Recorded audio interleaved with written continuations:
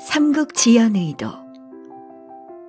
흔히 삼국지라고 하는 삼국지연의는 인생에서 한 번은 꼭 읽어야 하는 명작이에요. 삼국지를 읽지 않은 사람과는 친구가 되지 말라 하는 말이 있을 정도죠.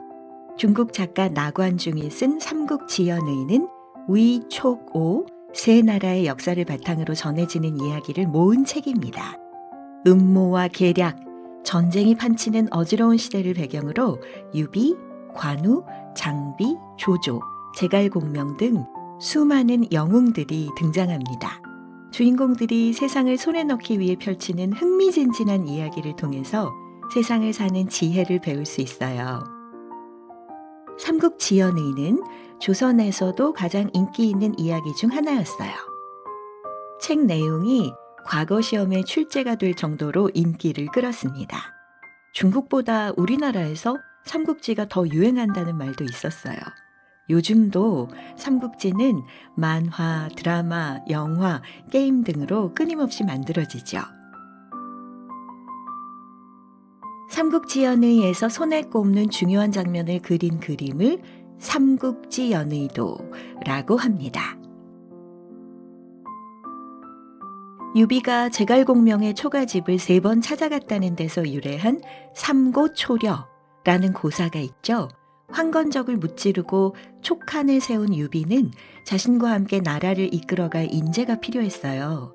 유비는 복숭아나무 아래서 의형제를 맺은 관우, 장비와 함께 뛰어난 지략가로 소문난 제갈공명을 만나러 갔습니다.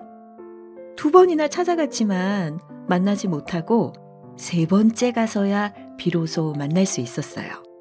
유비는 제갈공명에 대한 존경심을 표현하기 위해서 3번째 찾아갈 때는 제갈공명의 초가집에서 멀리 떨어진 곳에서부터 말에서 내려 걸어갔습니다. 삼고초려도에는 제갈공명을 모시고 싶어하는 유비의 마음이 잘 드러나 있어요. 유비가 마당을 쓸고 있는 동자에게 제갈공명이 안에 계신지 묻자 동자는 낮잠을 주무시고 있다고 답했습니다. 유비는 2 손을 다소곳이 포개고 서서 제갈공명이 낮잠에서 깨기를 기다렸죠. 그림을 보면 성질 급한 장비가 뜰에서 기다리다가 화를 내며 소란을 피우려고 하자 옆에 있던 관우가 말리고 있는 장면이 보이죠? 훌륭한 인재를 맞이하기 위해서는 진심을 다해 기다려야 한다는 뜻이 담겨 있습니다. 삼고초려도처럼 옛 이야기나 소설에 나오는 인물 혹은 그와 관련된 내용을 그린 그림을 고사인물도라고 합니다. 이 그림은 장비와 조조에 얽힌 이야기를 그린 삼국지도라고 하죠.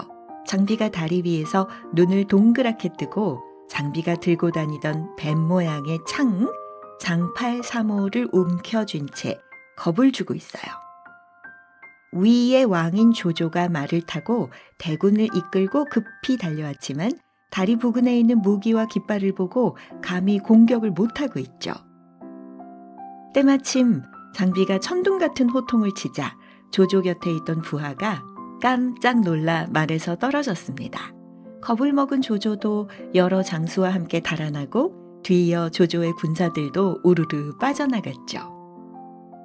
삼국지도를 보면 삼국지연의의 대표적인 영웅 장비와 조조의 모습이 어린이가 그린 것처럼 서툴기 짝이 없어요. 민화 삼국지연의도에 등장하는 인물들은 아무리 천하를 호령하는 영웅이었더라도 한결같이 우스꽝스러운 모습입니다. 다가가기 어려운 완벽한 영웅보다는 친근한 인물을 서민들이 더 좋아했기 때문이죠. 민화에서 영웅은 평범한 사람처럼 때로는 그보다 더 못한 존재로 표현되었어요. 용을 뱀으로, 봉황을 닭으로, 호랑이를 고양이로 표현하는 것처럼 삼국지연의의 영웅을 아주 평범한 존재로 그린 거죠. 서민들은 현실 세계가 아무리 불평등하고 불만으로 가득 차 있어도 권위에 굴하지 않고 누구나 똑같은 대접을 받는 자유롭고 평등한 세계를 꿈꿨습니다. 민화에서 다루는 소재나 내용은 왕이나 양반 같은 상류층이 즐기는 그림에서 많이 가져왔지만 서민들은 그걸 그대로 따라하지 않고 자신들만의 방식으로 표현했습니다. 그림 속에서 상류층을 비판하고 현실의 고달픔을 웃음으로 발전시킨 거죠. 오늘날 사람들이 민화에 다시 관심을 갖는 이유는 민화 속에서 여전히 살아 꿈틀거리는 서민들의 긍정적인 삶의 자세를 볼 수 있기 때문이에요.